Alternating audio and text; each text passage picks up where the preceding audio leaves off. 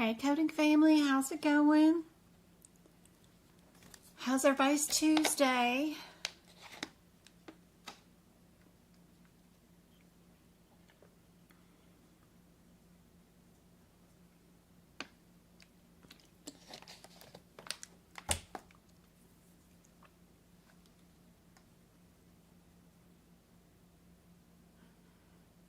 Any questions y'all have about medical coding or anything going on in y'all's area? When are y'all taking your exams? Also, I have Lopez, Miggy, Fran, Sandy, all taking their exam. Fran's taking hers today. I wonder how she did. When's everybody taking their exam? Let me know in chat when you're taking your certification exam. What kind of certification exam are you going to take? I don't know if you guys noticed on the AAPC website, they do have one of their courses for free this week. Let me see. If you just buy the exam attempts,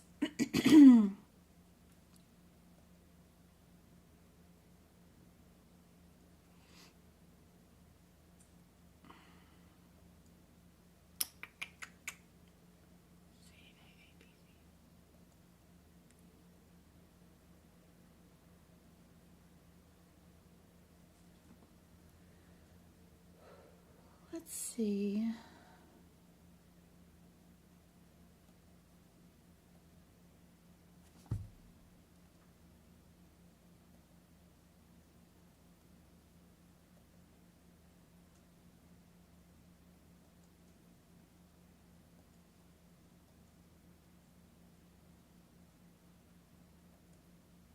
It's not helpful. I'm looking for that, and that will work probably. Windows capture. That. If you do go to the AAPC, at the very top they have a red banner. Click on that. It'll take you here. Of course, it's the two toughest certifications. CIC is fill in the blank a lot of the times.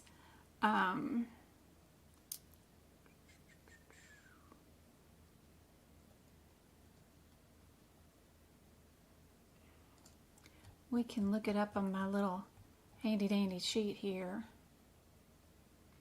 I've been drawing on already. Right here. So if we look at our little sheet, if I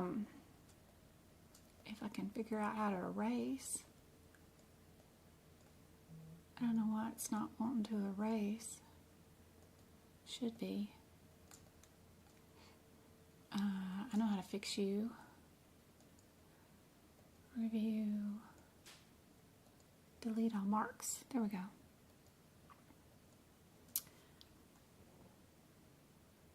So, if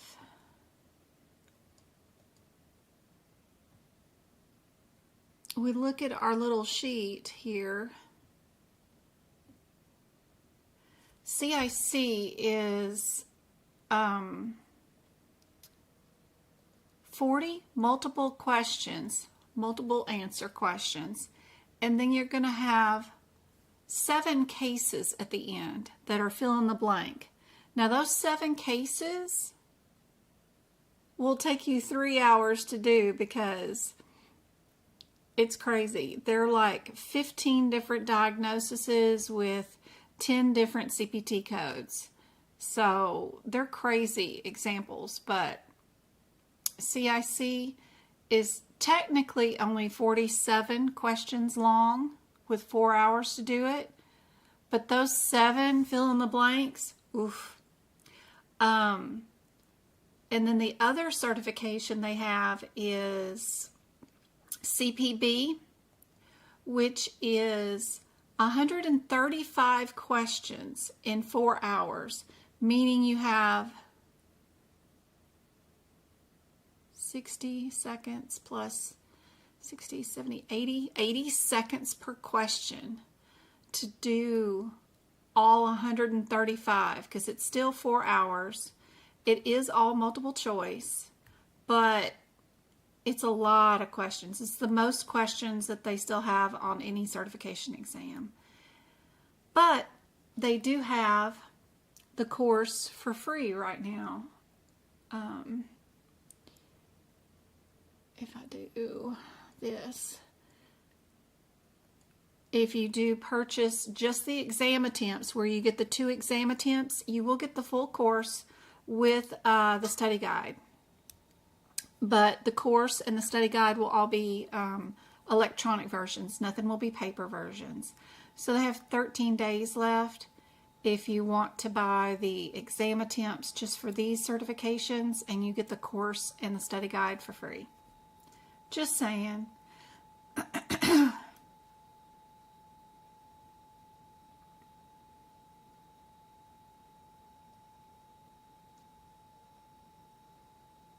Christine's doing October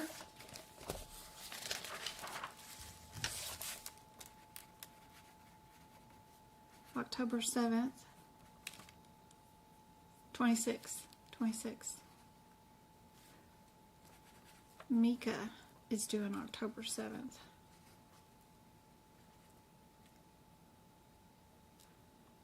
Joanna,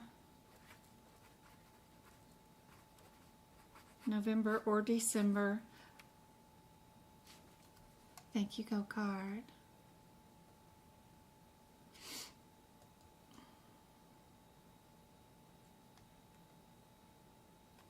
Colin is doing October 28th.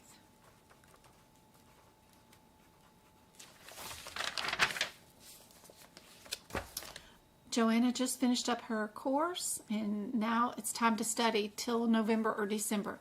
Be sure and do a ton of practice exam questions. Super helpful to focus on those areas. Stephen is doing Thursday. Awesome.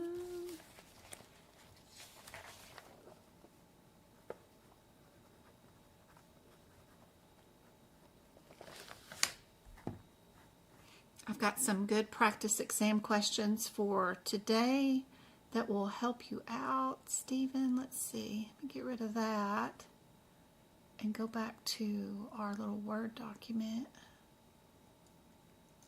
for today.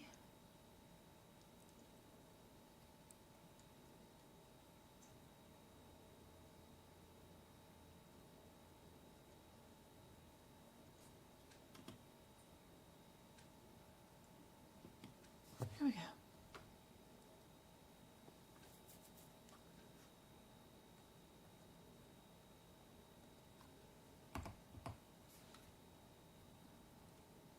Here you goes. Here you go, guys. Y'all work on this first question while I check out TikTok. How's TikTok doing today? If you guys cannot see all the questions, they are available on YouTube. I'm streaming direct from my computer to your device on the computer on YouTube. But if you're looking on TikTok, I'm doing this through a cell phone to a computer screen. Do you need to be a member of AAPC to get a course for free?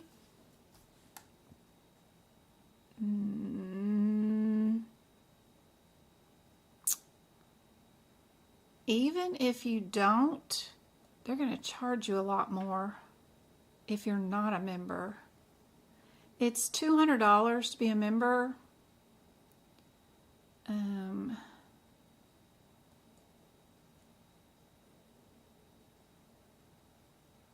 see.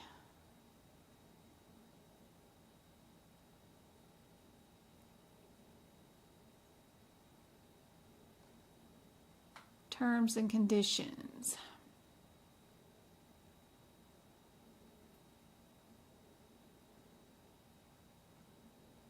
You must complete the course within 6 months. They're not going to give it to you for a whole year.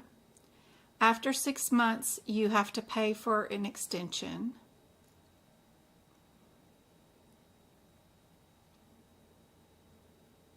you can get a refund if you get it refunded within 30 days, but they're going to charge you a $5 restocking fee for emails and administrative fees, I guess. After 3 business days, the course cancellation is $50. Refunds cannot be issued after 30 days.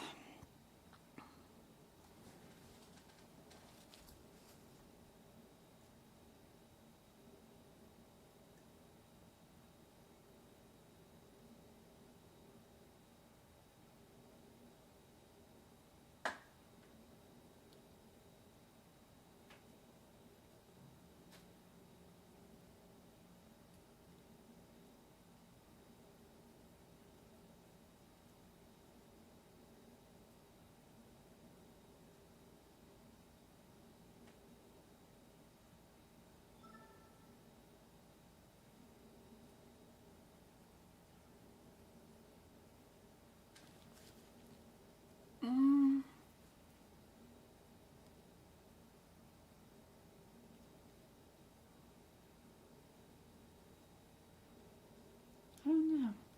They usually, if you're not a member of AAPC, then they're going to usually charge you a lot more for stuff. So if I try to buy now, yep, if you're not a member, it's going to charge you $3,064.95.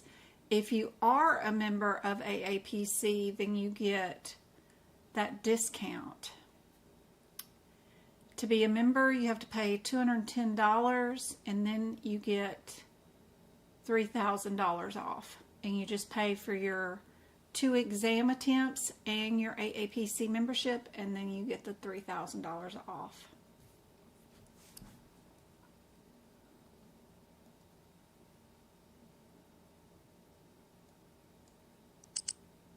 I just tried to buy it without being a member.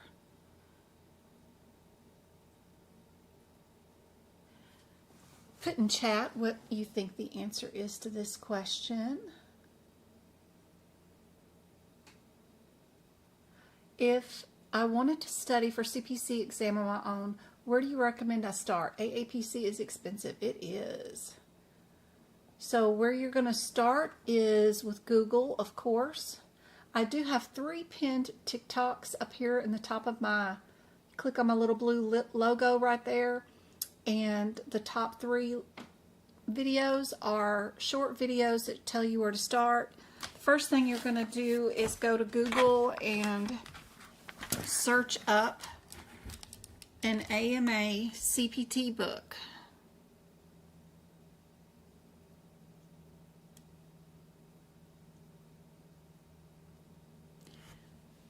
Switched around for you guys.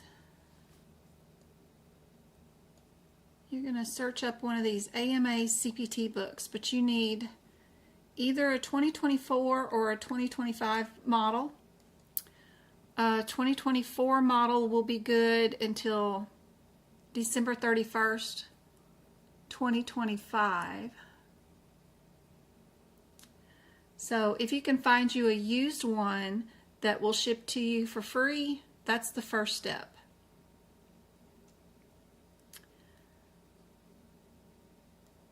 Second step is to go to my website, medicalcodingbyjen.com, go to the resources tab. It's completely free. Go to the CPT book prep page. Do the 8 pictures that I have listed here. Just click on them and do the instructions all the way through the medicine section of the book. When you finish that, keep watching my free live lessons 3 nights a week here. I do 2 hours each time, and you'll start practicing exam questions. When you finish doing your CPT book prep, you'll need to get you an HIPICS and a ICD-10 book, and then you can do your book prep for those, but those don't take nowhere near as long as the CPT. And you'll just keep watching all my free live lessons. I do, underneath the resources tab, also have some book prep videos that will show you step by step how I went and did the digestive system's anatomy, how I did my book prep in the digestive system, all for free, super helpful. And then that way you can get started doing your book prep. Once you finish doing your book prep, and you've got all your books prepped, you're going to need to come back here to my website, and you're going to need to practice exam questions. I recommend Pocket Prep. It's that big pink logo that's shaking on my website. Click on it. You'll get access to 750 practice exam questions for $15, and they're in the same format as AAPC's exam questions. Just click on Medical, click on AAPC, and they do have a pass guarantee, and they do go over all 18 areas of the exam. Super helpful. And they do tell you where the page numbers are of where the answers are in the books, which is extremely helpful. And love it, love it, love it, love it. They go over, they even have cases and everything. So super cool. Love Pocket Prep. The other thing you're going to need to do, unfortunately, and I really highly recommend you do this, is you're going to go to the AAPC website, and you need to purchase some practice exam questions from them. And you need to do that because when you do practice their practice exam questions, you're going to have access to the actual testing facility that you're going to be tested in. Whether you take the exam at home or you're proctoring it at a testing center somewhere and using somebody else's computer, it's still going to log you on and still make you do the exam in this testing facility area. And you need practice at that. So to find practice exam questions without buying a course, just come to certifications, pick out your certification like CPC, come over here to the side where it says prepare for exam, click that, and then click on practice exam questions. Go there. There's 2 bundles here for $80. I like DEF if you don't want to buy both for $160, but that's going to get you 150 practice exam questions. At least purchase those, add those to cart, purchase those. And then once you've got those purchased, you're going to go down to your courses and exams, and then you're going to click on your practice exam questions. You're going to click on launch my practice exam. It's going to test your computer, see if it's cool for running in their testing place. And then you're going to hit proceed. And then you're going to hit yes, I'm ready to begin. You need to learn how to use this site. It has a lot of little tiny things, like if you want to find all your exam questions, it's those 3 little dots up here at the top. If you want to skip a question, if you want to flag a question, if you want to come back to it later, you need to learn how to use it. You need to learn how to use where's the calculator. You need to figure out where your notepad is.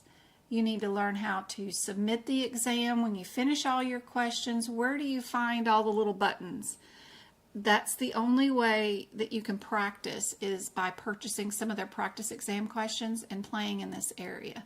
Also, you need to learn how to submit your exam, go back into it, pull up your exam and review it, and then you need to be able to find your correct answers and find your rationale. And you can only do that by playing around in this testing area. So I highly recommend you come here, you purchase just the exams and practice in their testing area, because it's a learning curve for sure. So that is super helpful. But after you prep your CPT book and you prep your ICD-10 book and you've got your hip picks prepped then you've practiced enough practice questions, then you're ready. For sure. You don't need any prerequisites. You can do this without purchasing a course and self-study. It's how I did it. This one is part C. Did everybody get part C on this one?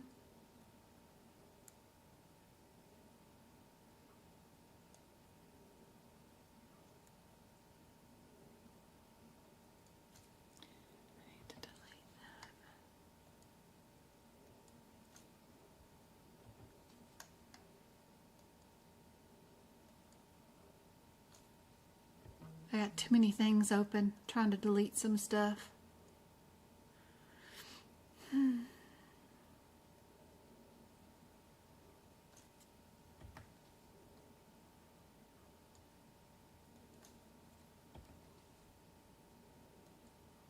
But my pinned TikToks will definitely go over those steps again and show you some screenshots of where to go and what to do. Super helpful. I don't know why chat's not showing up on today's live. I put the thing in there, but I did it 3 times. It's still not showing up. Hey, Twinkle, how's it going? Yep, you can buy even more practice exam questions. You sure can.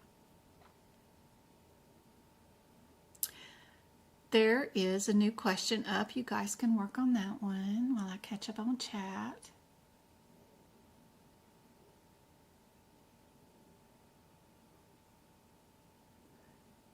No, you're not too late. I'm still just playing around. I'm almost ready to schedule my exam. I already purchased my voucher. I just need to finish setting up my books. Awesome. Hey, Patrice. Good to see you. Hey, Tracy. Hey, MJ. CMS certifications that are free are found where? All right.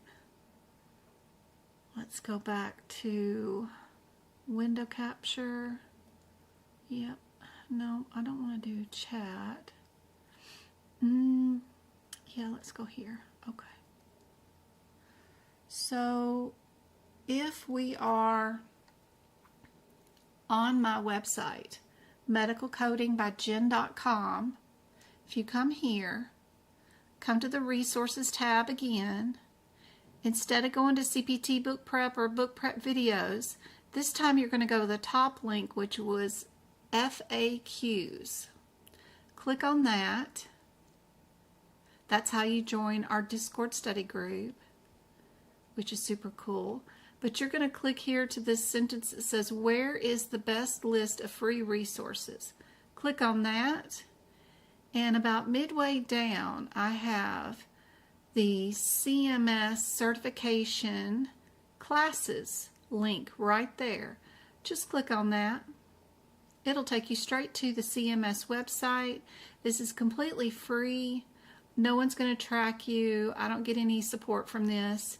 But this is where my employer used to send me for my CMS fraud and abuse training every year. I always had to do this one and this one. If you do these and put them on your resume, you will be a step ahead of being hired someplace. They don't have to have HR have you do it on their paid time, which is awesome.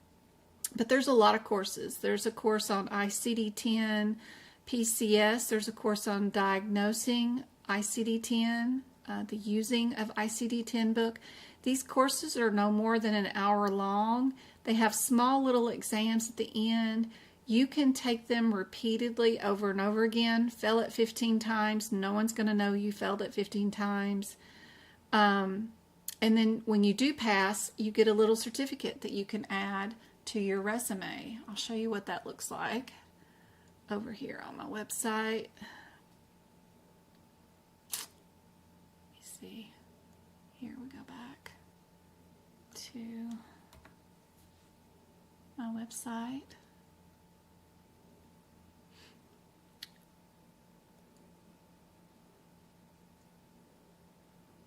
I have a shared gallery that's completely free on my website too. Has a ton of pictures on it.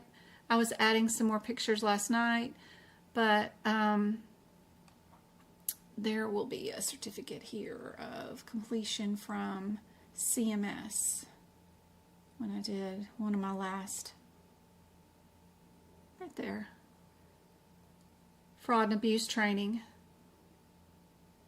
There we go. So you'll get a whole certificate. That's just a snippet of it, of what it looks like. But you'll get a certificate like that for each one that you do, that you can turn into a PDF, add it to your resume, and turn in as an attachment to any resume. So super cool. Love it. So again, medicalcodingbyjen.com. Go to resources, go to FAQs. It's there. Y'all be sure and check out Pocket Prep too. And if you use the link that is on my website, we do get a couple of dollars from that. And I use that money to give out free YouTube subscriptions. Well, not free. You know, I did a total this week on how many YouTube channel subscriptions I've purchased, and I've purchased over $8,000 worth of subscriptions in the last 2 years. That's crazy. It adds up, doesn't it? It's fun. But I didn't start being sponsored by Pocket Prep until 2024 anyway. So it's too cool. Let me get back to our practice exam questions for today. There we go. I hope that's helpful. For you, Angela, you're welcome.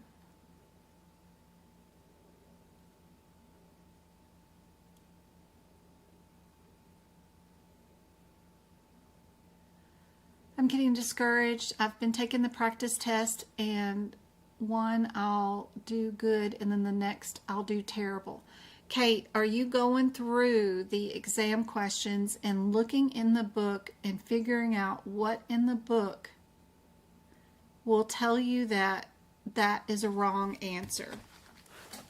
So if you're in the CPT book, and especially if you're doing CPT coding, if this is A, B, C, and D, right?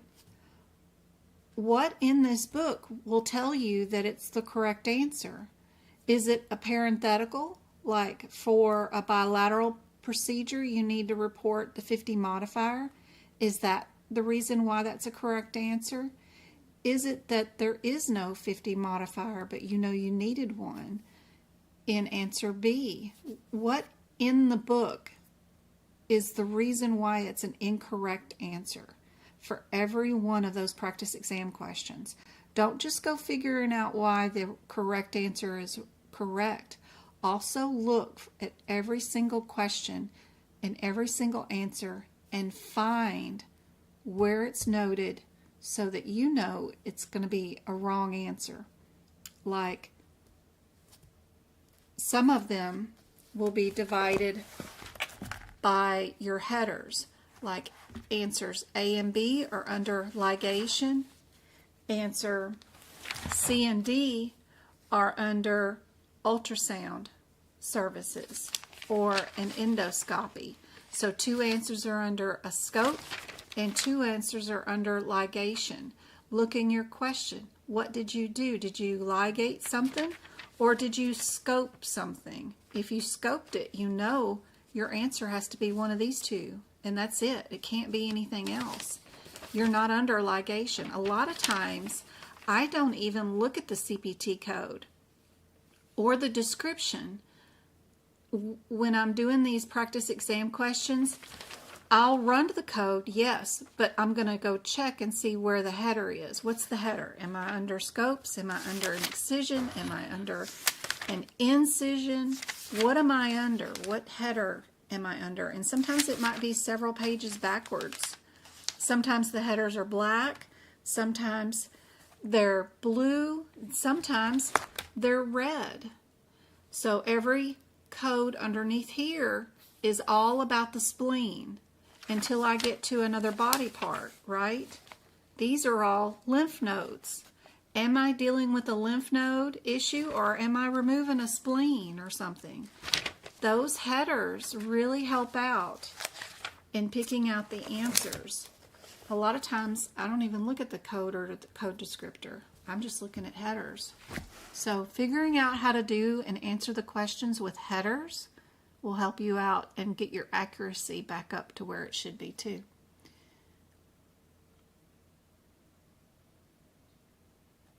Hey Miko, you're not late.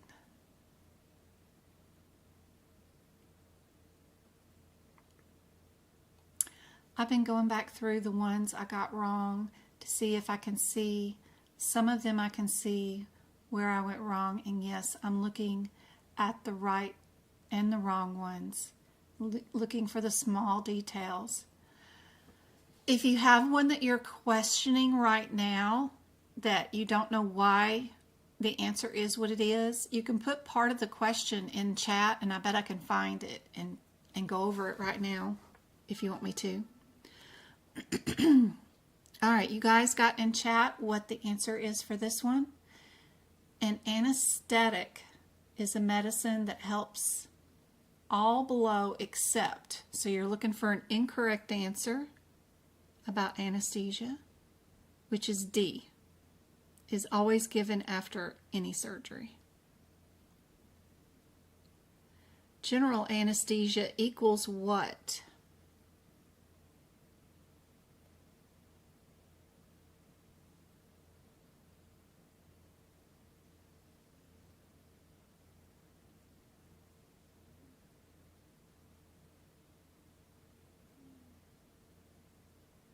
Thanks, Twinkle. I've missed you hanging out here. How come you're not working right now? Or are you working?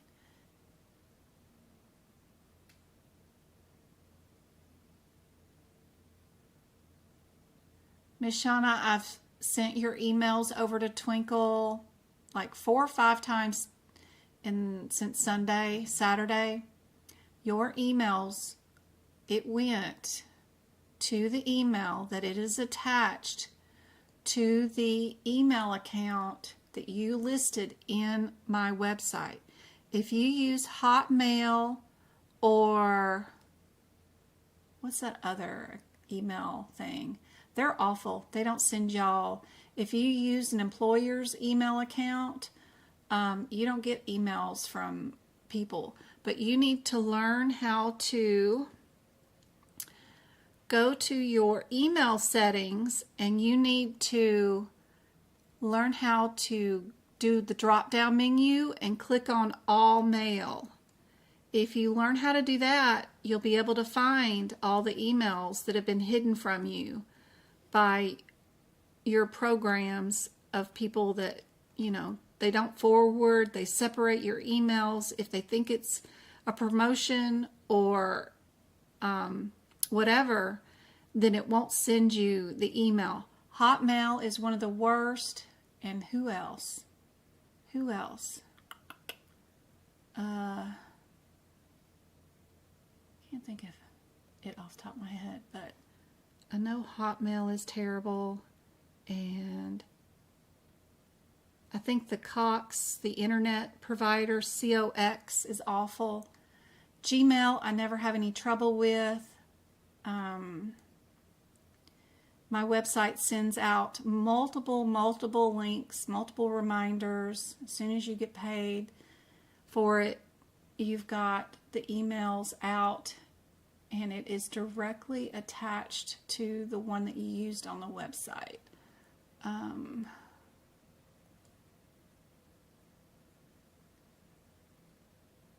And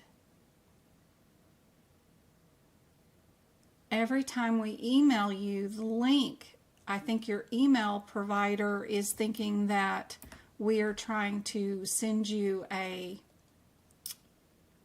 spam link. So you're using Gmail.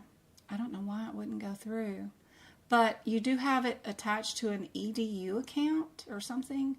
Maybe it's the EDU, or you just need to learn how to change your thing to all email, And then that way you can find the emails from my website. But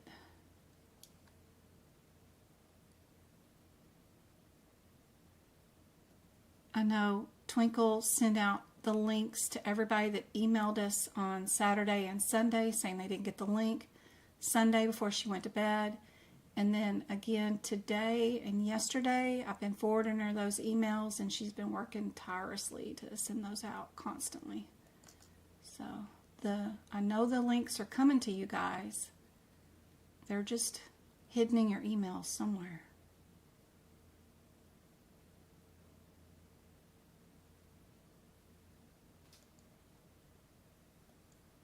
Trying to find the name of that other one.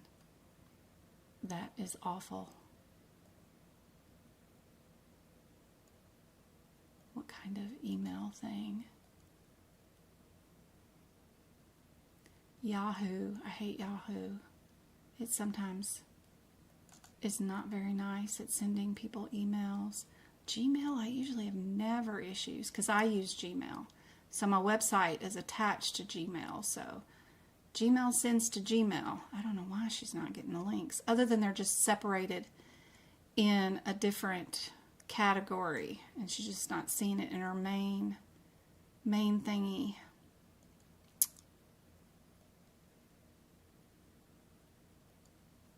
All right, let me not focus on that. Go back to here. Anesthesia.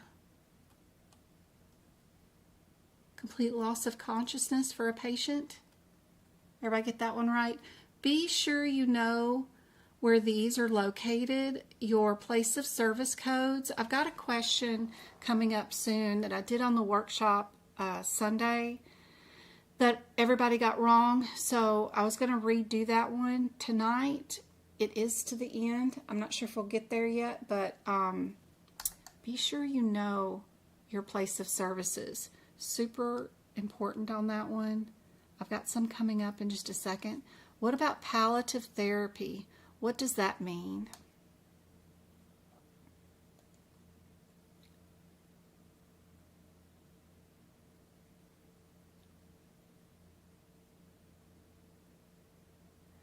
I've been going back through the one. Yep, I already read that one. Okay. Still working on the emails. Okay, good. And the question was about that one. About the T code. Okay. That's an easy one. That's an easy one, Miss Kate. Let me show you. Love that one. I love those questions. Okay, 644. If we go to our 644 codes, these are fun. There's a pattern to these.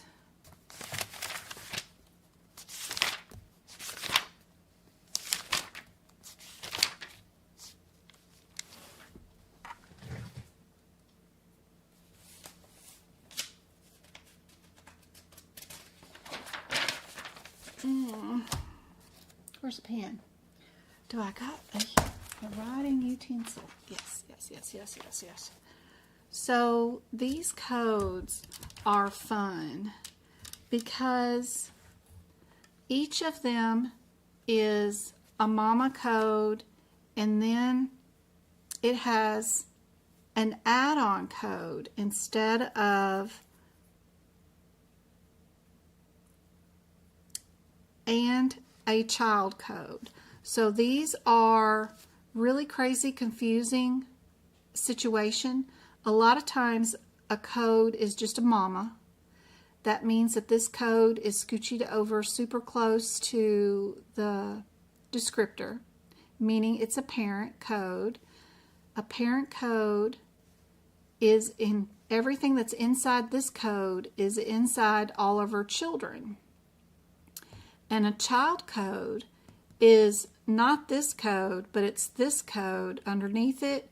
And you see how far away its CPT code descriptor starts after the code number?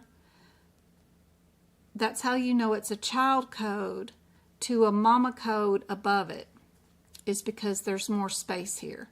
That's to let you know that everything mama is, it's included in this one. They just didn't want to rewrite it all over again. So this code 61 is a block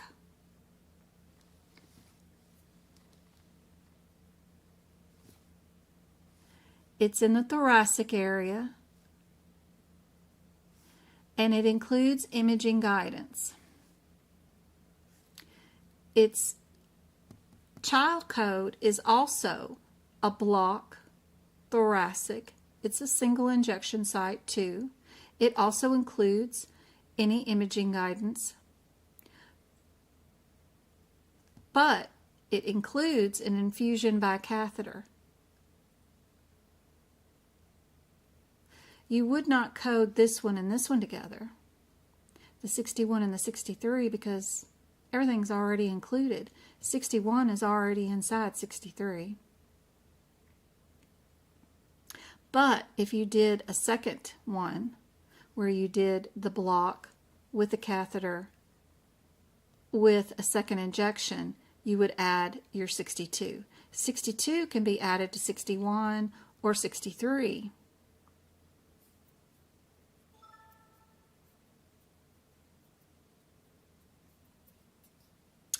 Now, when it says it includes imaging guidance, it doesn't mean all imaging guidance.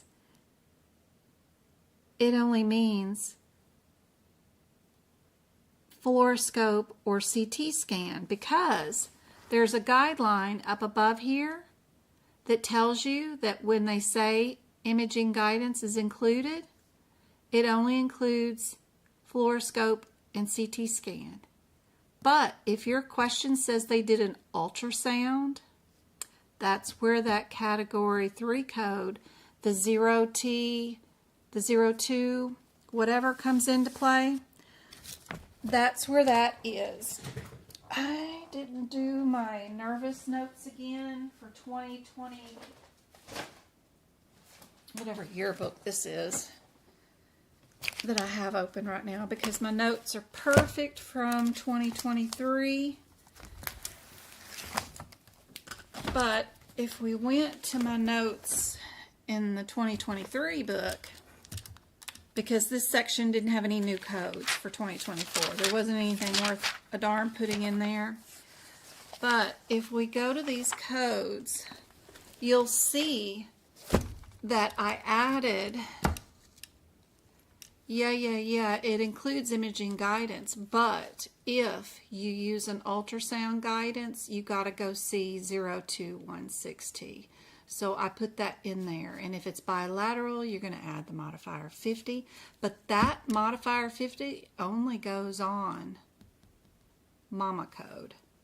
Add-on codes do not get any modifiers. You have to multiply those. So if it's bilateral, you have to times 2 that code. It's not a modifier. So there's a lot of info here you need for your notes. If you ever decide to get my notes, nervous system is a really good one, and so is cardiovascular. There's so many guidelines and so many little you can't do this, you can do that, whatever with the nervous system and cardiovascular, those two sections. It's really hard to do with a blank book. My 2024, I started it, I got my underlines done and my highlights, and then I gave up. I'm like, there is no new codes here. I'm not going to redo this whole section. We do not need to spend our time, because my 2023 notes are perfect for that. Anyway, maybe that helps out a little bit with this section in letting you know where you could be going wrong. You got to pay attention to a lot of parentheticals there, and you got to move a lot of stuff to the actual codes so that you don't pick out the wrong codes. Ultrasounds, always T codes in that particular area. I love those. Yep. It looked like the T says the same thing. 021.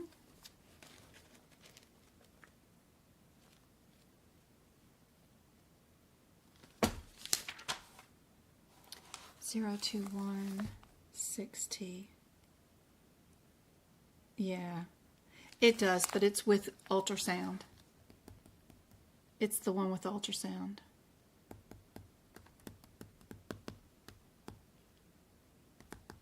And you do add your 50 modifier if it's bilateral.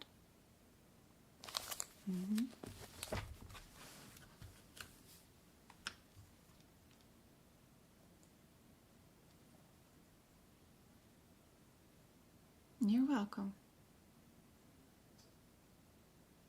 R and T codes. That is a great teaching note. Thank you so much for explaining the R and T notes depending on the event cause. Oh, you're welcome, Stephen.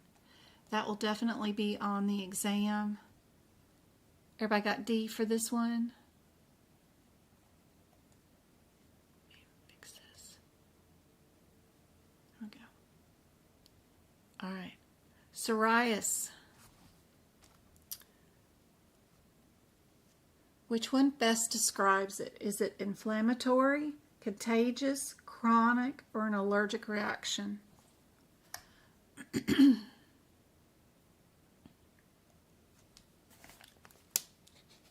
Check on TikTok. Hey, Mama Swans, good to see you. There you go. There's your answer, Janie. Sorry it took me so long.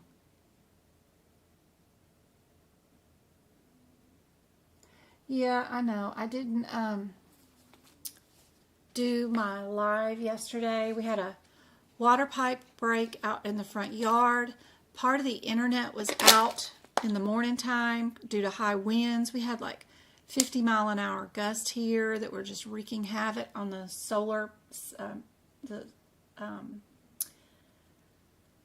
cell towers. And then I had a water pipe bust in my front yard landscaping, and it's tiered, so we have like these walls built, lower level, medium level, and a high level tiers of stones, because we don't have any trees or anything, you know, it's just rocks and desert out here.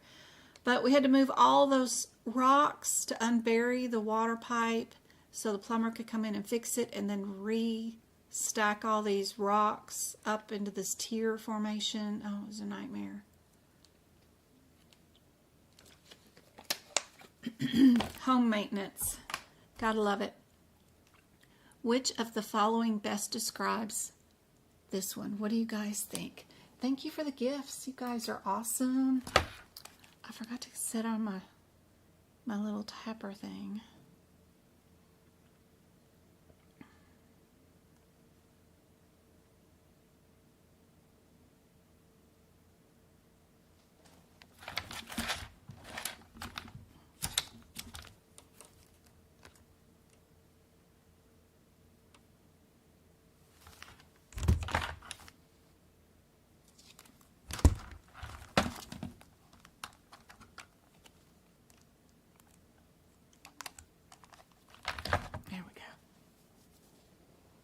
I know.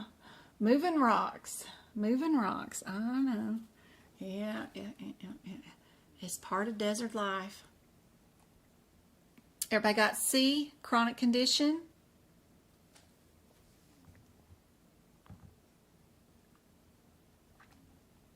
What about this one? Anybody know what this is going to affect? Are we talking about neuromuscular, muscle, muscle bone, or bone?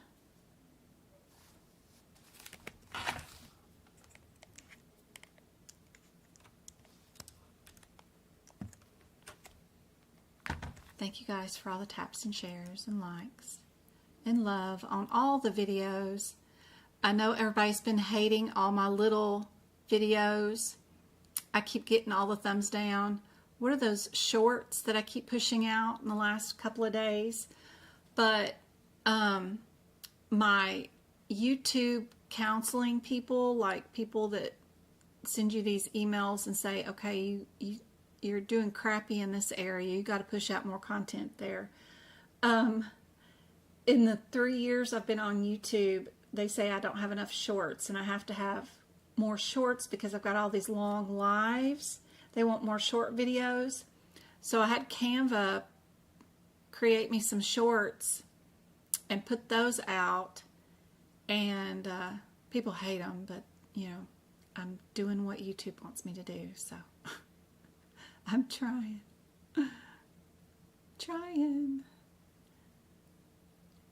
You took notes from the shorts? Good, yay. A lot of people are like, it's not enough info, you know. A lot of people want, you know, like the one where the apps, you know, you can utilize apps to help practice with. Go look for some medical coding apps to practice with, practice questions with. They're like, well, you could have put the links there, or what apps to go for. Like, yeah, I could. Yeah, I saw the app one today. Yeah, I should have put Pocket Prep link on it and stuff. It's just I hate advertising because it's, you know, it feels creepy anyway to advertise. I was just trying to get it done.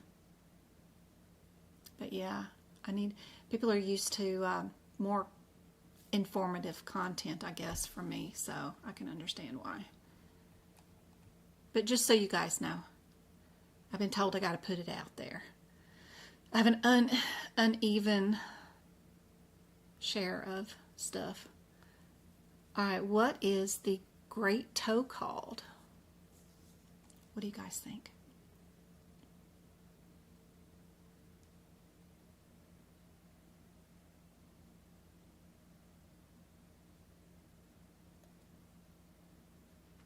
A, B, D, D. Got lots of A's and B's and D's. And I've got 2,000 followers on Instagram. So if anybody has an Instagram account, I need more followers out there. I'm on Pinterest now too. What else do I need? I think I need, somebody said something about a Twitch account. I'm like, I can't even remember the passwords and logons to what I have. I don't even know what my password is for Instagram. No idea. Because that was like, you know, just my personal Instagram account. And then I just kind of turned it into Medical Coding by Jen, and I have no idea. I think it was automatically created by Facebook at some point, but I have no idea.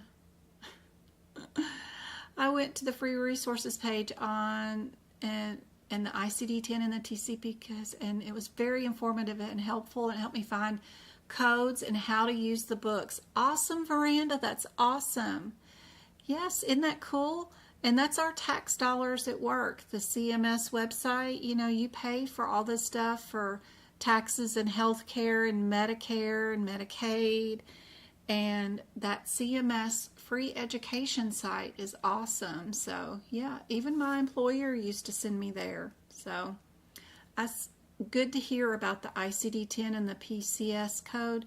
I got through half a lesson in PCS. It just kept going and going. I remembered the first half of the course. I can't get through the second half. It's just too much information on PCS. Whew. It's a lot of info, but I'm so glad that CMS one is helpful for you. How many lobes are in the right lung? Where would you go to find the answer? Right? Where would you go? We got a respiratory section here in our CPT book, right? That's anesthesia, integumentary. Where is it? Musculoskeletal. It's all like hidden. There's digestive. Where's respiratory? There. No. Respiratory. It's always hidden. There it is. How many lobes are in this picture? They're drawn out for you. They are drawn. How many lobes? But another section I didn't redo last year because my sections are perfect as they are. I've got the anatomy done in a prior yearbook. is super helpful. Yep. How many lobes are on the right side? How many are on the left? That is super helpful to find.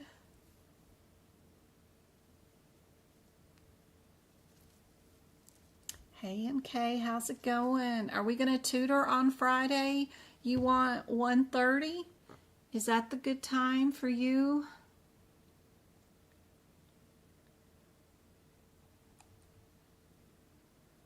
All right, which of the following does not circulate fluids through the body? Is it endocrine, venous, arterial, or lymphatic?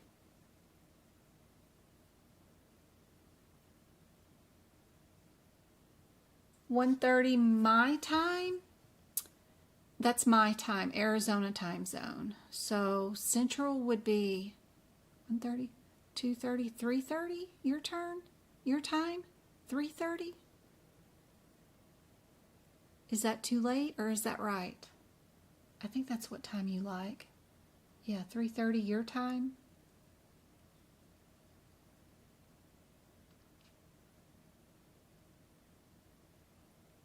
Up to you. I gotta go at 2:30 to get James. No, I don't. Friday, the boys don't have school, so that's good. 4 is perfect? Okay. So 2 o'clock my time. Okay. I'll put it to 2 o'clock my time. And I don't have to go get the boys from school on Friday because they have no school Friday. That's right. So we're good. I have a football game on Friday, so no live in the afternoon. But I'm going to do a live tomorrow and Thursday because we've got football on Friday.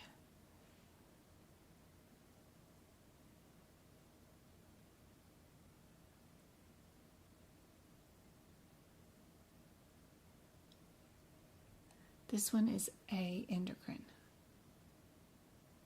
So right now it is 5 o'clock my time. What time is it in MK's world?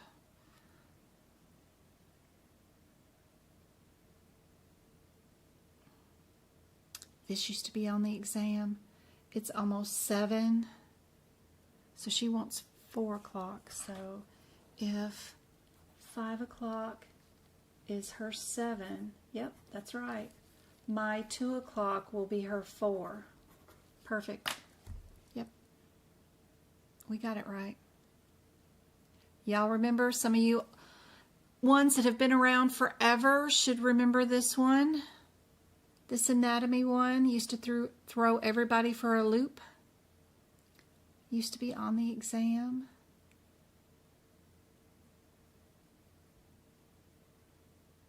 Yep, always on the exam, yep. Good job. Be sure you know that one. Tumors of a gland are called what? I have a case coming up in just a second we got to do.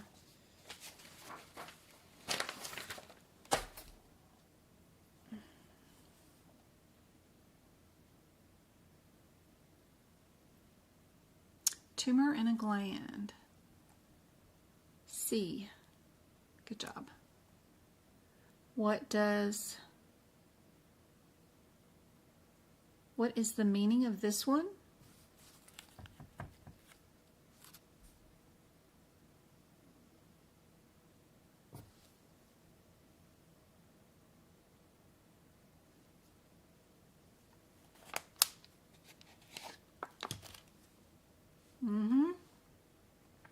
Yellow is correct. Good job.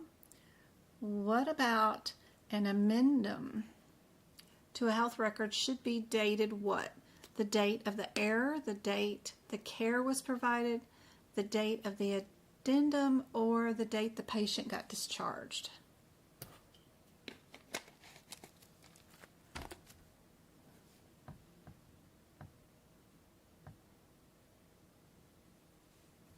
Yep, easy peasy. C again.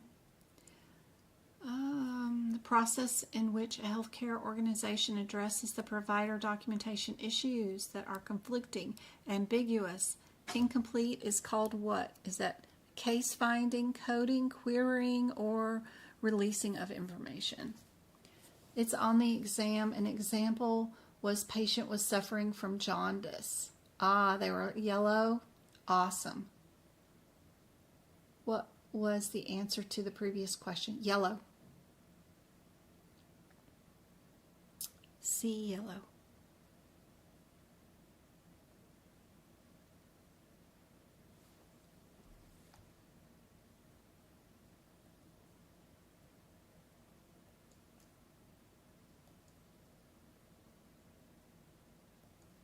Let's give away some more YouTube memberships.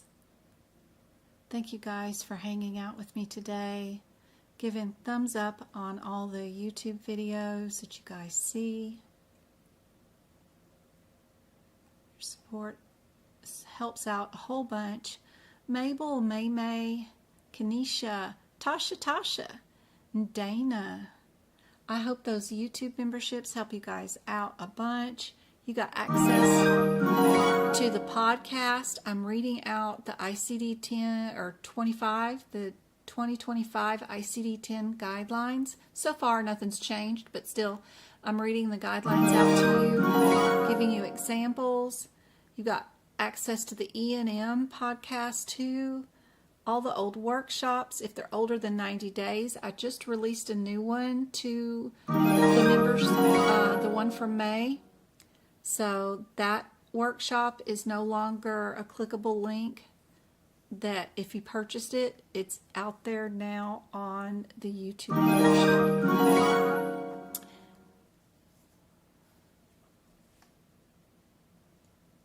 This one, of course, is querying. C again. What about this one? This was on the exam at some point, maybe. Some national exam.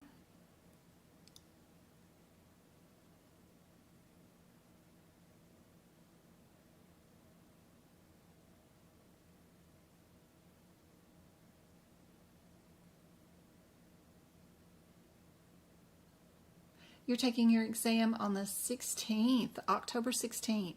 Awesome. We still have some more cases to go over from the course. We can finish watching some of that on Friday. Y'all be so surprised. MK is coding like a champ. She knows so much information now. It is crazy. She is putting in the hard work.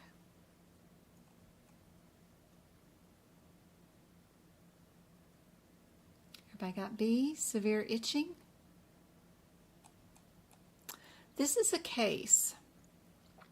We're going to do the problem list, the data on this one. We're going to do the risk level, the overall MDM code, and then the diagnosis code for this patient. Let me get rid of the camera so you guys can see the full thing. So what's the problem list today? What level would we be?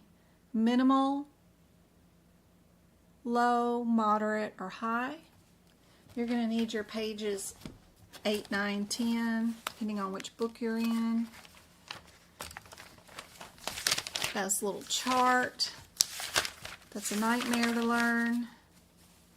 I refuse to learn it for my certification exam, but you guys have got to learn it because our exam now is more E&M forward with less questions. I had 150 questions during my exam, which gave me more leeway to not learn certain sections if I wanted to, because we had more questions that could pad other areas.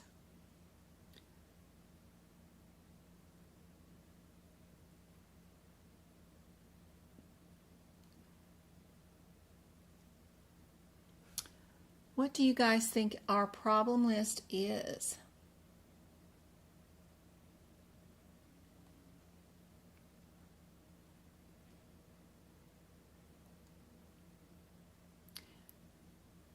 for this patient. They come in for facial pressure and facial pain. Is that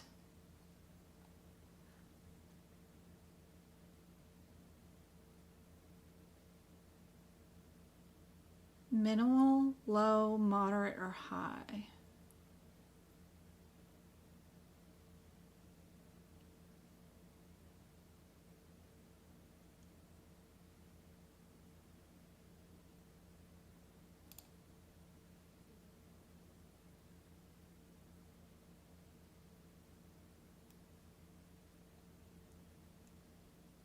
Our assessment was an acute axillary sinusitis.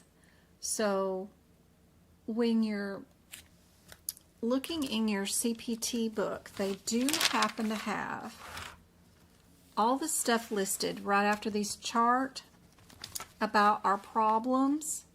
Problem addressed, minimal problem, self-limited minor problem, stable problem, acute uncomplicated illness or injury, acute uncomplicated, blah, blah, blah, goes on to stable, chronic, undiagnosed, acute, ischemic, the acute complicated injury, the chronic illness, and then the chronic or acute illness injury that poses a threat.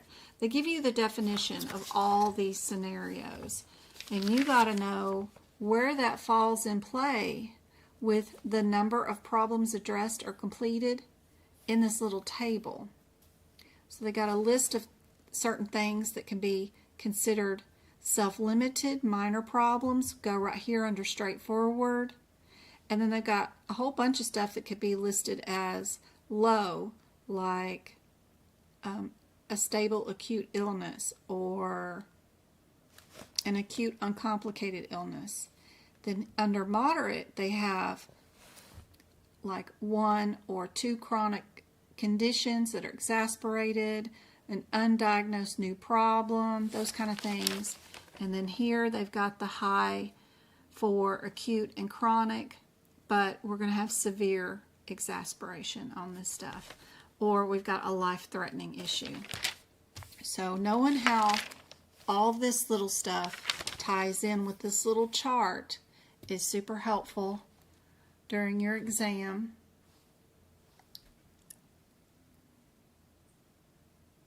So where does an acute maxillary sinus go? Straightforward, high, low, moderate, or high? Thank you for the glitter badges and stuff. I see you guys getting glitter badges and stuff for the gifts. Thank you so much, guys.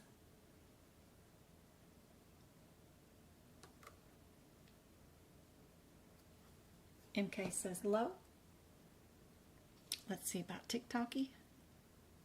Or YouTube, I mean. We've got some low and mods. Good. What about our data for this patient? Do we have any records that we reviewed? Did we order any tests? What would be our data on this patient? Did we have to listen to the patient give their story, or did they have another family member brought in and we had to listen to the story from them? What test did we order?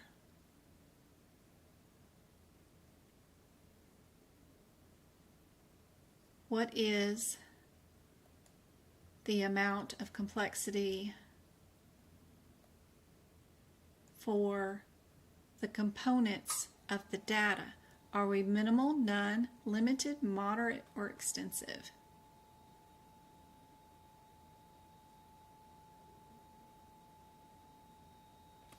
And again, that's what this chart is for.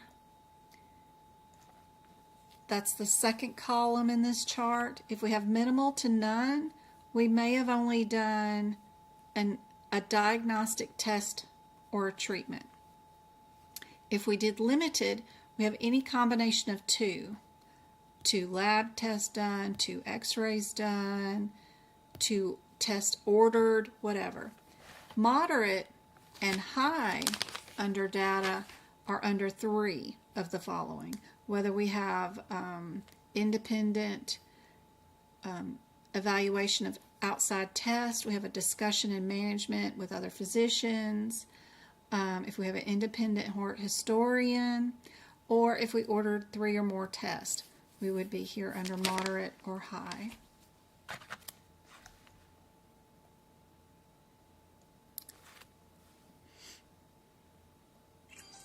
I think we've got low for our level of MDM. For our data, what do you guys think? We do have an x-ray done.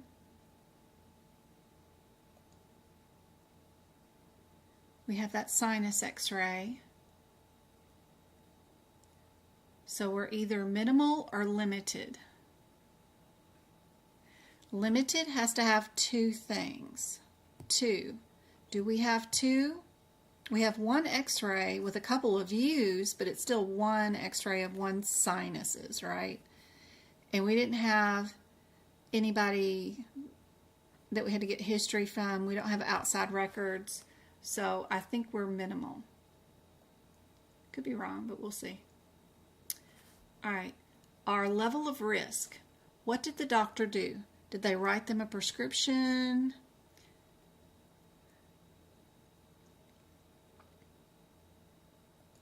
They told them to use over-the-counter decongestants. Is our overall risk, right here, straightforward, low, moderate, or high? What do you guys think? And that's where you look at the last side of this table, where minimal risk means like you told them to rest or gargle or use an elastic bandage. Low risk might be physical therapy or IV fluids with no additives.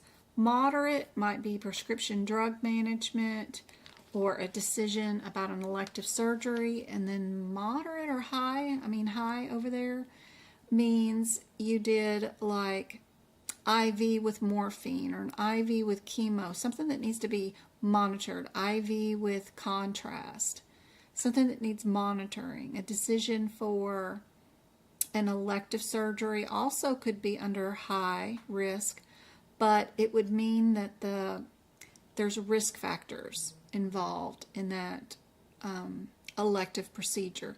You have a high risk of dying because you have diabetes and hypertension, including wanting to have this elective surgery. Where if you were just moderate, you're getting an elective surgery, but you don't have hypertension and you don't have diabetes, so you got less risk factors. Learning how to utilize this chart is super handy dandy during the exam. Putting down your examples when you do these practice exam questions. If this risk ends up being high, then what we did for this patient to make it high, go write those examples next to high. Super helpful. But this one telling them to do over-the-counter meds, technically over-the-counter meds is still moderate because it's meds. Even if it's over-the-counter, it's still considered moderate. But this question's an old one, and I think they wanted low for this one. All right. Overall, our MDM, we got to have 2 of these to match. We have a low, a minimal, and either a moderate or a low here for our risk. What would be our overall MDM?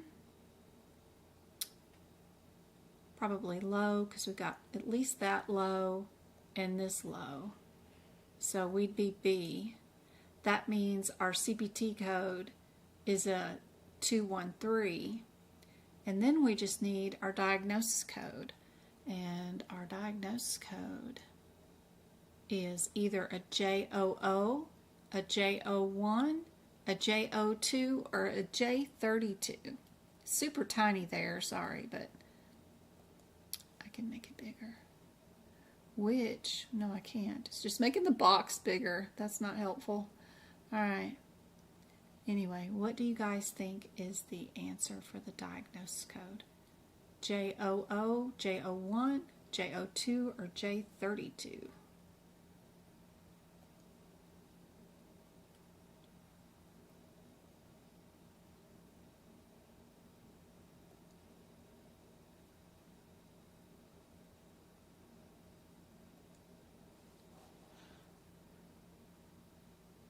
Anybody want to put a diagnosis code in there at all?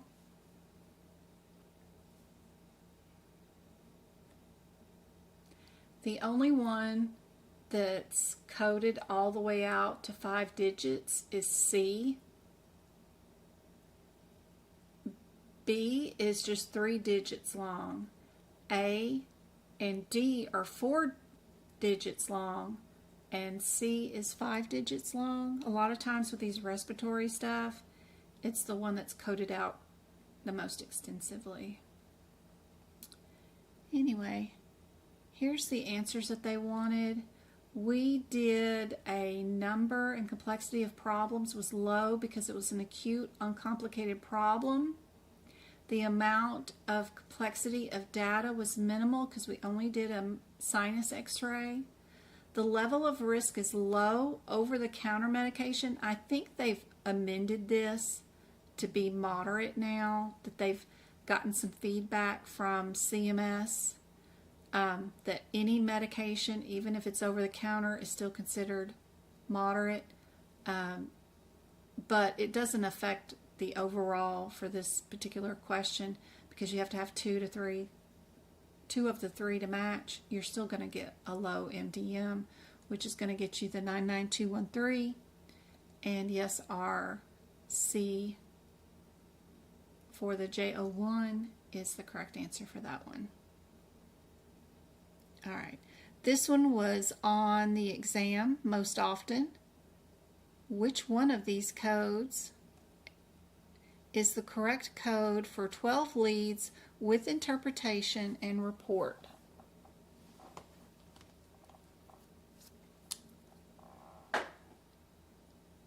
OTCs is moderate, yeah. But before, when we first got these new guidelines in 2021, we didn't really know what we were doing, and we had to wait for some clarification. So I think AAPC had OTCs listed as low. But I still have it listed under low because overall it is going to be low. Anyway.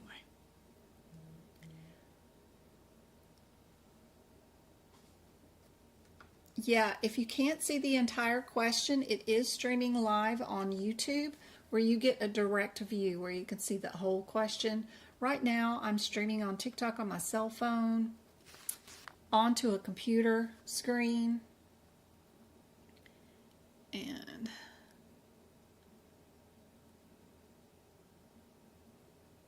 I do have it minimized, but it's not full screen view, but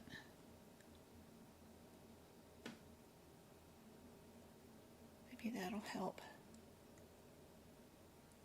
I wish I knew how to get my YouTube streaming key or TikTok streaming key so I could stream this direct onto OBS.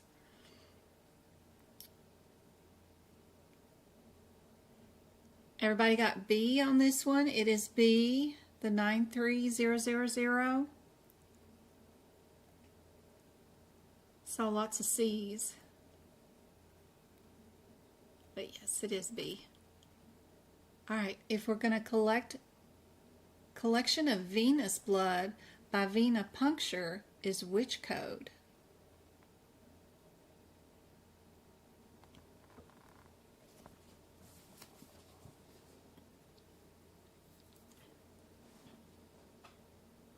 (964). 15 and 16 are the two closest together.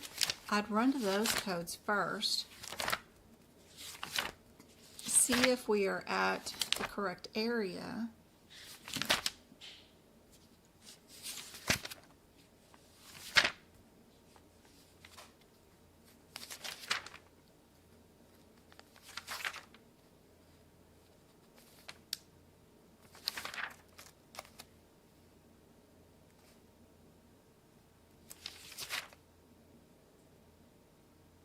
and pick my answer. What do you guys think?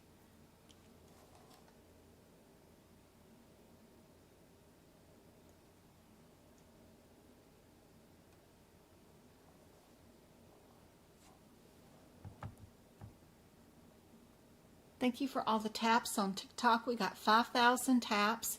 If we ever get to 21,000 taps, I end up being pushed out to the FYP, I'm hearing, which is cool.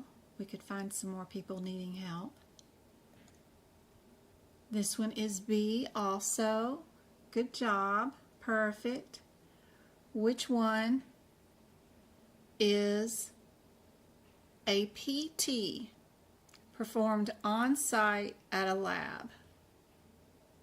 85610, 85670, or 85730, or an 85999. I'd run to both the 856s first just to see if I'm at that area. I know people aren't used to me being on Tuesdays, but we have 38 people on YouTube, and we have 29 likes on the YouTube. Thank you, thank you. Awesome.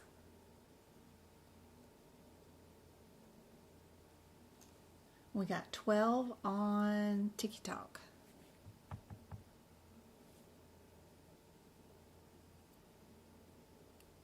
We'll do 2 more hours tomorrow and 2 more hours on Thursday. I've already got the links up on YouTube for you guys.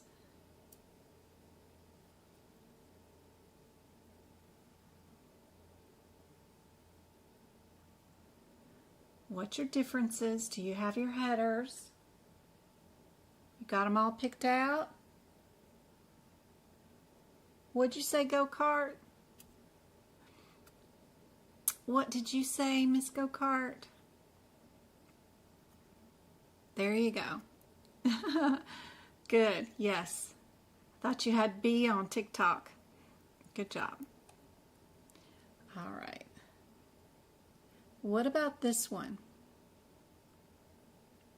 What would be the answer if we ordered NaKCl CO2?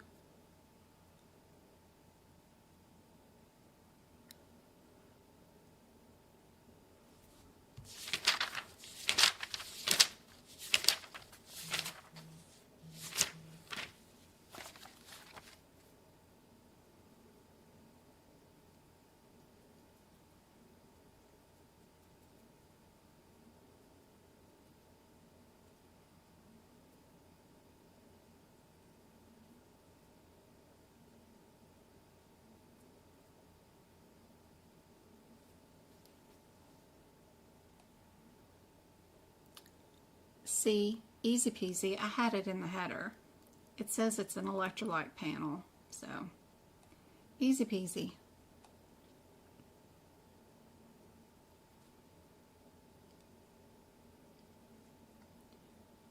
First thing you need to do is to see if you are an 11, a 12, or a 13. I did this one in our workshop on Sunday.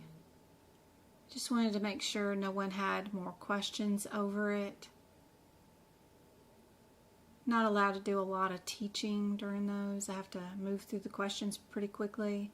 But we managed to do 76 in 3 hours. We did really good time. If you did not get a chance to pre-purchase that workshop and be able to watch it, the link is in the shop. You can go there and purchase it if you want to rewatch it for the next 89 days, 88 days, whatever it is. To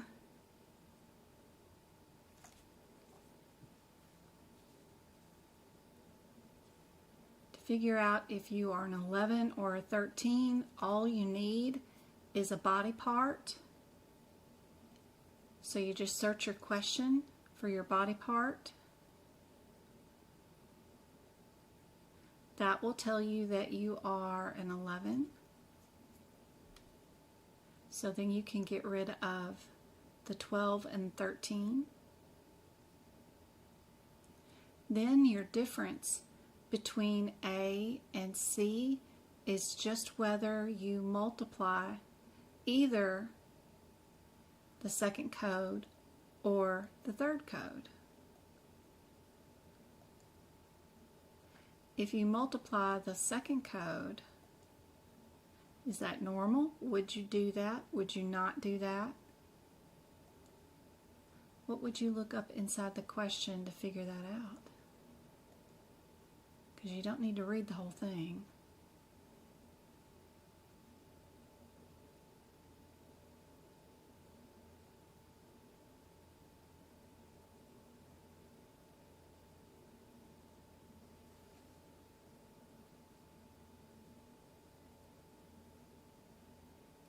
MK's working it out.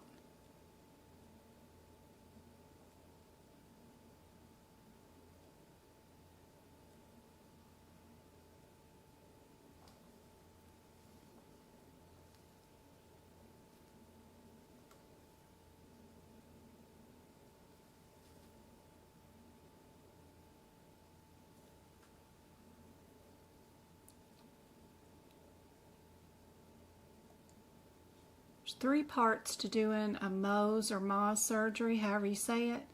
The first step is what body part. If you're doing the trunk, you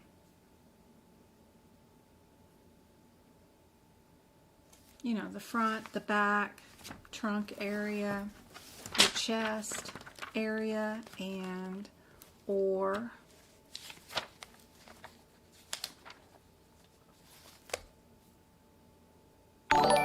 your arms or legs, which is different from hands and feet. But if you're doing the back or the chest area or your arms and legs, you're always going to be a 13 or an 11.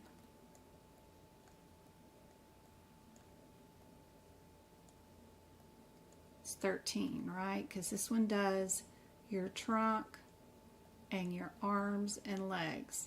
The rest of all the body is always going to be an 11. So that's easiest to remember.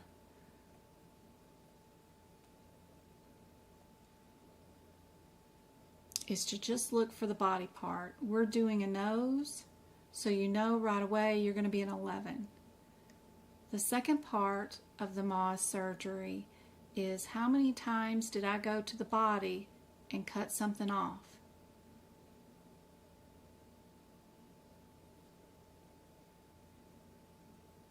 They call those stages.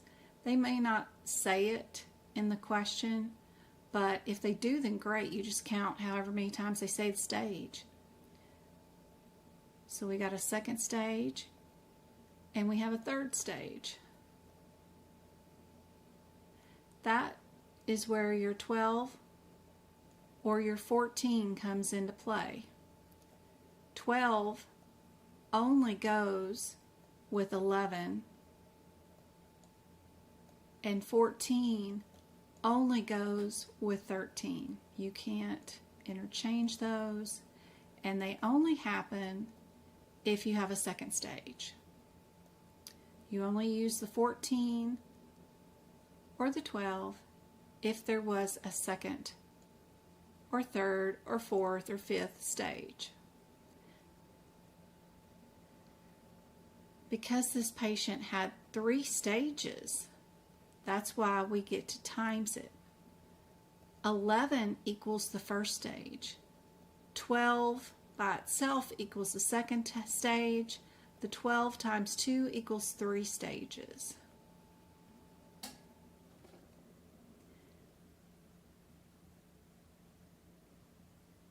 The first stage had 8 blocks.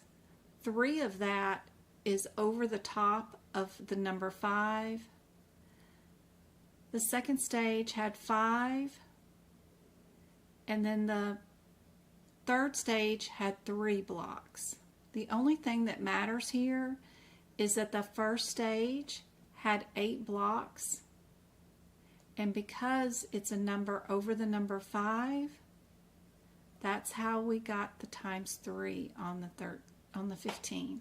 15 is universal. It'll go with the 12 or the 14.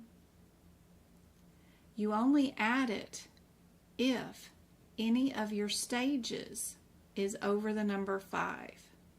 If all of our stages were 3 blocks, we would have never added the 15.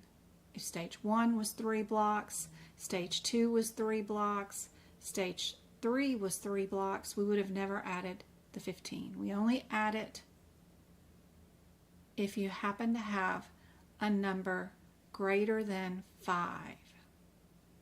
5 doesn't get you 15, but the only one that did get us 15 is stage 1 because we cut it up into 8 blocks.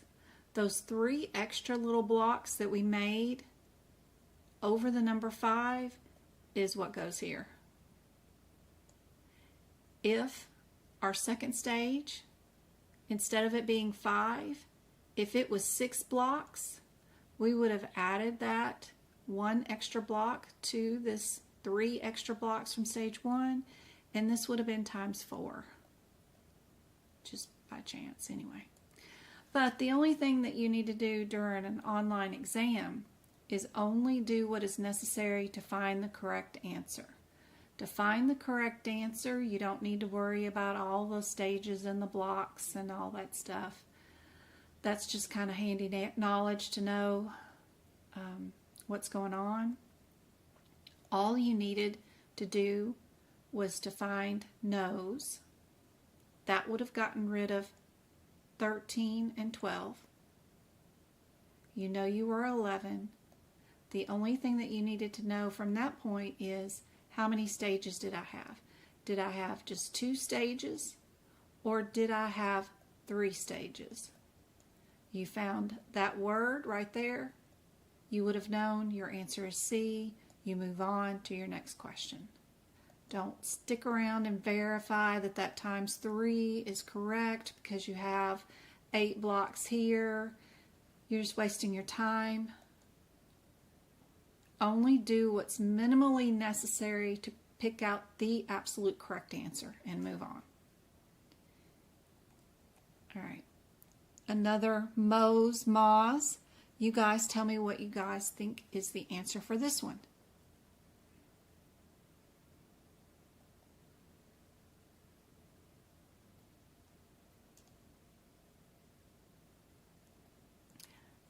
France, no failing, no failing. You're okay. Oh, she took her exam today, and what did she do? This question was on my test today. I told you guys when I gave you that workshop on Sunday, I told you some of these questions would be on there.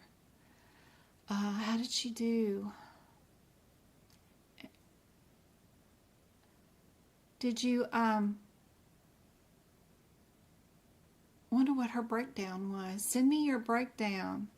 Email me at medicalcodingbyjen@gmail.com. Send me the breakdown of all the areas of the exam and how well you did. What did you need more help in? E&M? Integumentary?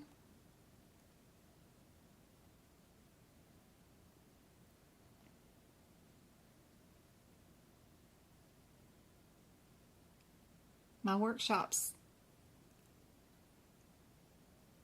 if you really pay attention to those questions, I do a really good job. I try my best to find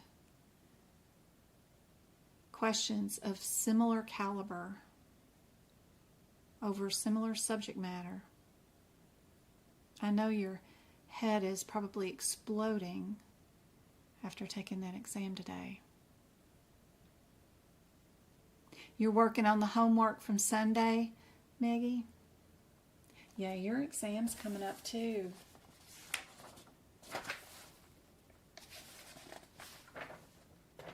She's doing the 25th.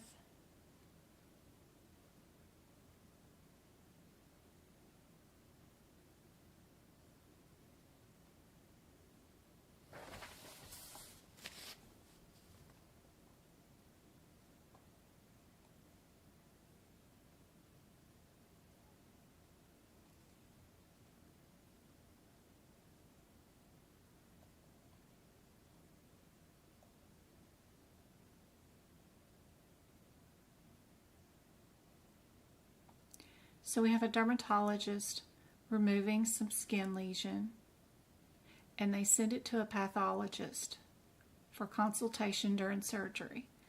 That means that this cannot be a Mohs or Moss surgery, because in the prior example,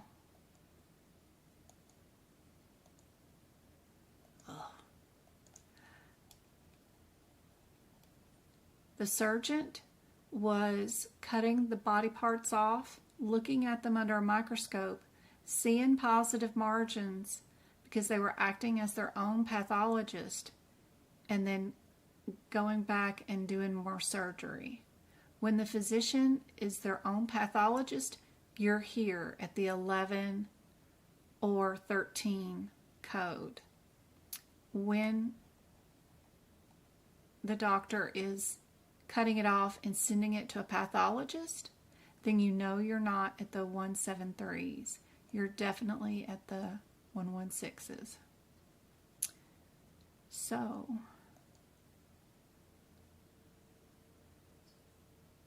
are we a 11641 or a 11646? Look at your differences. 11641.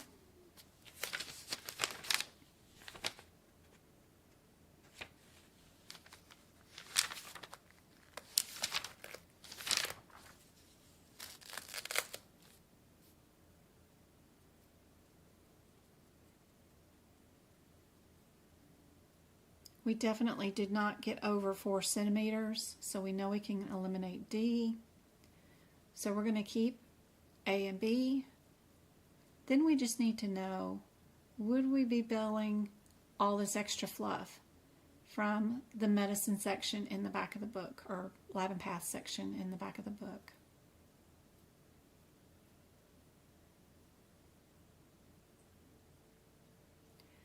Do you need those other codes or not?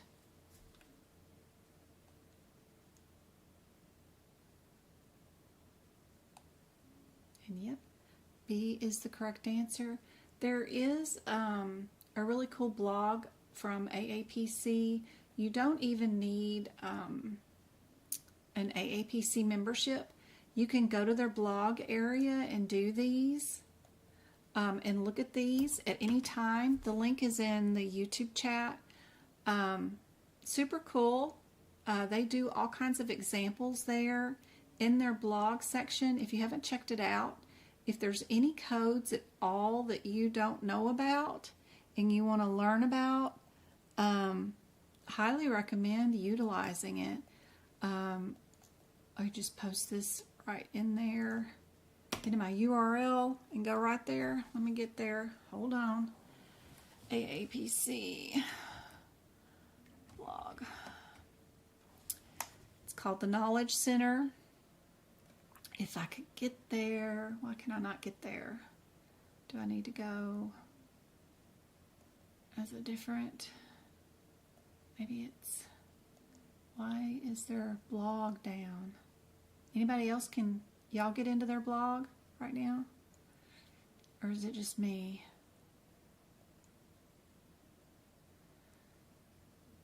Exceed server limits, who knows? But I love their blog. It's great. Let's see. Go to what's new.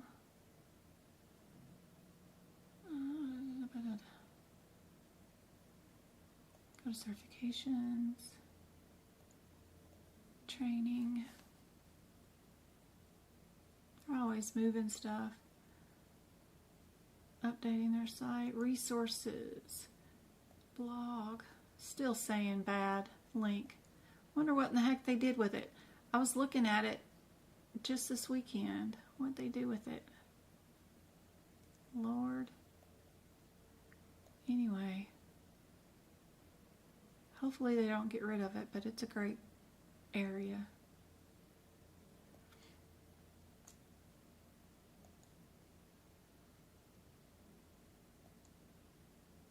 Yeah, I can't get to it. I don't know what happened to it. Anyway, I tried. It's really cool. I like it because they have examples.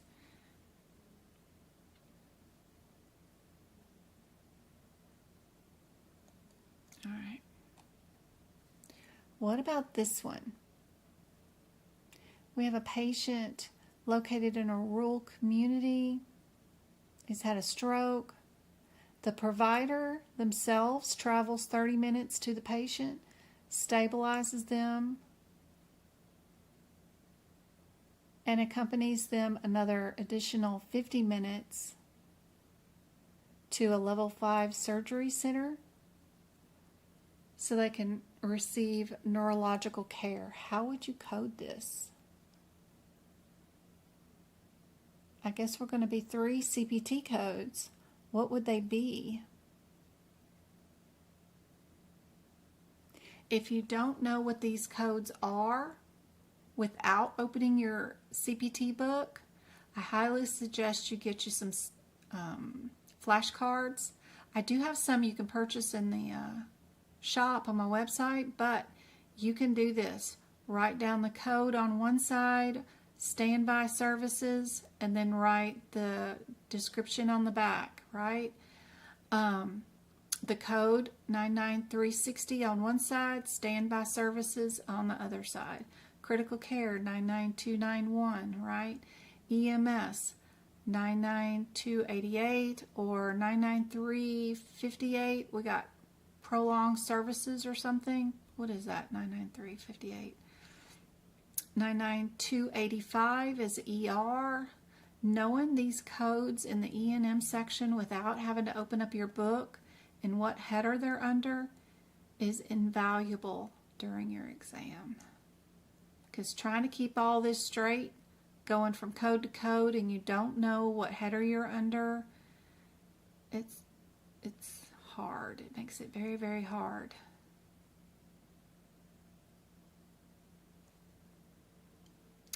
Do you like the movie Color of Purple where they have the little cards up in the windows, you know, when she's trying to learn to read? Anybody else get there? She's a vibe master. Who's a vibe master?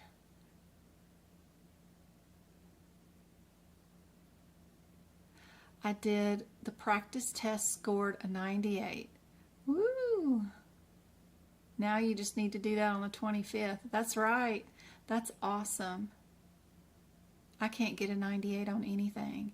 Even with my knowledge and teaching this stuff for 3 years, I couldn't make a 98 on nothing. I do a terrible job. And your printer ran out of ink. Oh no. You can print them in black and white. You don't have to have them in color. I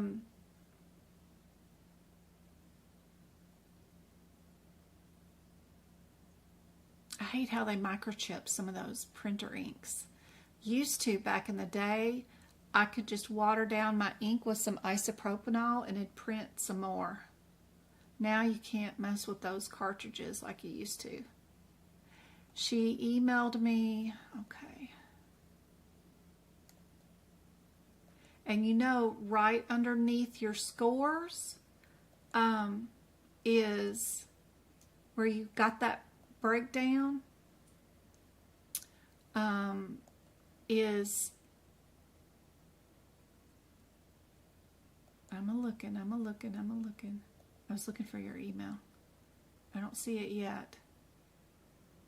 But I do see one about one of my practice exam questions. I must have one wrong. Somebody emailed me.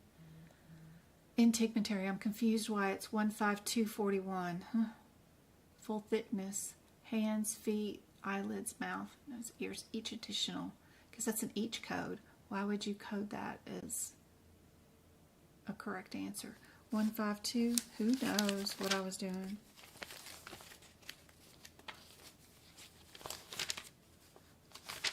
One 152 41. Yeah, that's an each code. Why would that be it?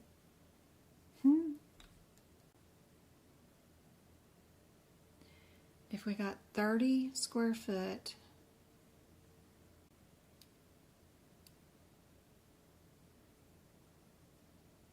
good, I need to correct that one. So I wonder where that one is. Lower leg. Let's see if we can find it. You guys got an answer for this one?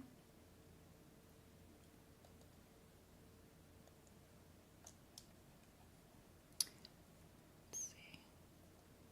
So on my website, if you guys have the bonus membership, I've got a whole page full of integumentary questions. I've got one.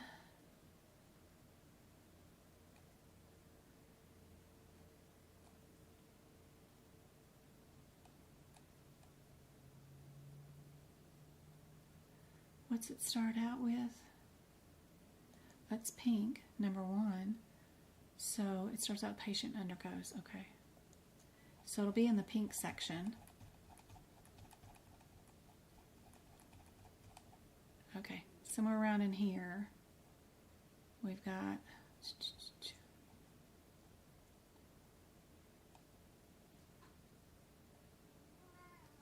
up there. Wrong-o question. Let me see. So that one right there. Yep. So you get kudo brownie points when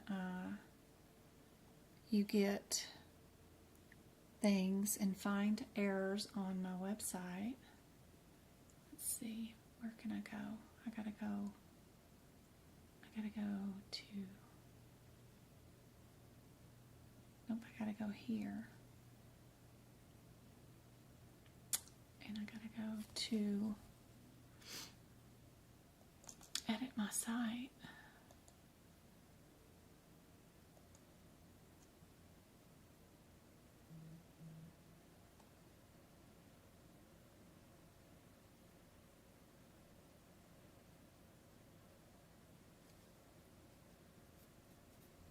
Let's see. Let me show y'all an insider view on the nightmare that I've got going on my website. Let's see, window capture, this. Yep. So when you're in this system and you're building these web pages, this is what it looks like. So I got to go here, and then I got to go find that page, click on that. And then I gotta go down here and find that question.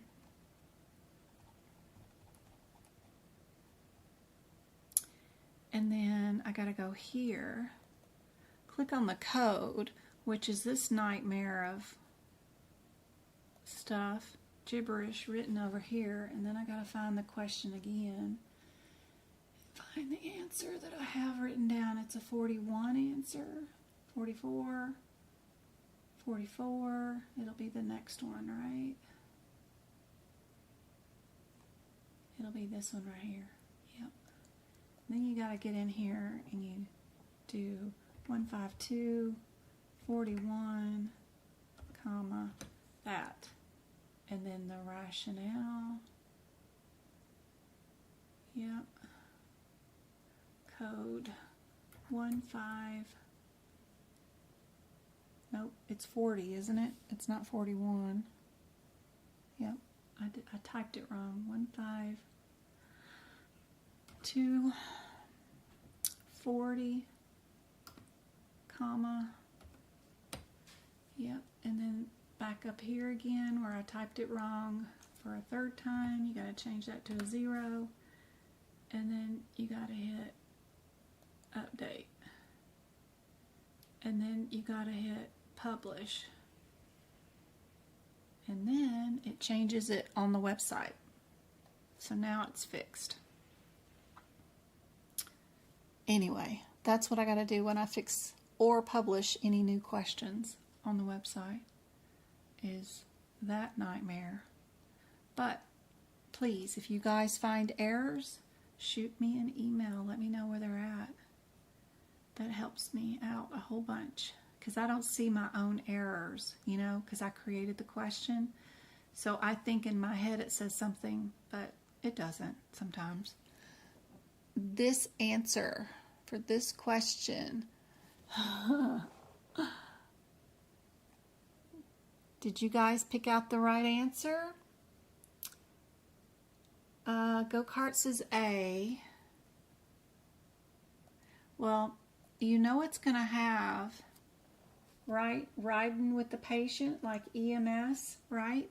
And that code is an 88. So you know it's going to have to be B or C. So the only difference is, are we a 58 or are we a 60?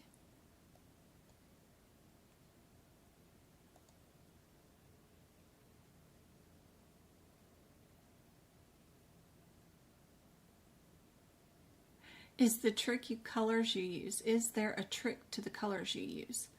Well, a trick, I will email you, okay.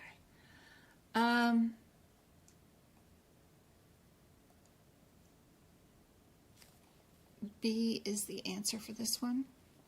So, yeah, a lot of times there is a trick to it, but not like a hard trick. What I like to do is let the book tell me. So let's look at like integumentary real quick while we're here. So if we're looking at these skin flaps, they start out with the guidelines about coding flaps, and then your very first code for skin flaps is telling you that you're formatting direct or tubed flaps. And then we've got a difference between body parts, the trunk, the scalp, arms, the forehead, back and forth. I like to try to keep like trunk the same color, forehead the same color. That way when I go through here, I've got the same color always means one thing or another. Anterior is always green. Posterior will always be purple, something like that. Multi or singular, I have a color code for that. Y'all know my open and closed is orange and green. Everything orange is a closed procedure. Clavicle gets an orange highlight, and then when I switch body parts and I'm doing the sternum, now I've got purple, right? And then when I'm doing this dislocation, I'm blue. When I change body parts again, I'm back to purple. When I change body parts again, I'm doing a blue. So every time I change body parts, I do a different color. That way I know these are the only humeral. There's actually 3 humeral right there. The only difference is open, closed, or with something else, an implant. So I can keep things bundled into just body parts. These are all medial. This one's medial and lateral. That kind of stuff. When you start off with a new section, like the forearm and wrist, means we're going to have a body part that's a radius, one that's an ulna, one that's the carpal bones, and one's a joint. I start off with giving it a color code here. And then as I'm doing them, the wrist will have a color, forearm, anything else like that. Flexor or extender will have a color code, but I try to keep the color codes matching so that I know if my question is only dealing with the carpal tunnel bones, I'm only going to go look for the blue codes, right? Anything that's dealing with carpal tunnel is going to have the blue. That's super helpful for me. All the repairs, I have that header in blue. All the introductions are purple. All the excisions and incisions all have their own little color code, but you know, it's a lot of work. Excisions are oranges. I don't know if a lot of people want to do everything that I do, but it keeps me focused. I like the color coding. You can come up with your own color code. I do recommend in the cardiovascular section, every time a procedure is open or closed, mark those differences. And then if you're arterial, aortic, or aorta, then you're circling it in red. If you're venous, ventricular, or in a vein, it's blue. You can see right here, everything is open and everything's artery. Here we've got a combo code that's doing both artery and venous. So just having that and not even having the one-word differences helps me know what I've got going on. My only codes on this page that are combo, all the rest are arterial only, is this one that has a venous, this one that has a venous, that one that has a venous, and this one. The rest are all arterial. So I can just check my questions to see if I'm arterial or venous. I love that in the cardio. Everything's atrial, atrial, atrial, atrial. So first thing, figure out, are you atrial or venous? Or ventricular? Just, you know, I like my color codes. If you do get my notes, you get, of course, a little key at the bottom, at the beginning of every section that'll say what the color code means, why I'm coloring it that way. You can come up with your own color codes, but I'll also go through and write down what modifiers you can use and can't use. I do have a cheat sheet in my shop. I think it just tells you what to color code and how to color code it throughout the entire book, like anterior, posterior, what color codes I use for open and closed and all that stuff. I think it's $4 or $6. I can't remember what. You can just print it out and use it for everything, but totally up to you. You can come up with your own color coding system, but they mean something to me just because I've been doing it for 4 years now, and I know what my color codes mean. Hopefully that is helpful. That's it. I gotta go. It is 6 o'clock already. Oh my gosh. All right, I've got a couple of more things we'll go over tomorrow night.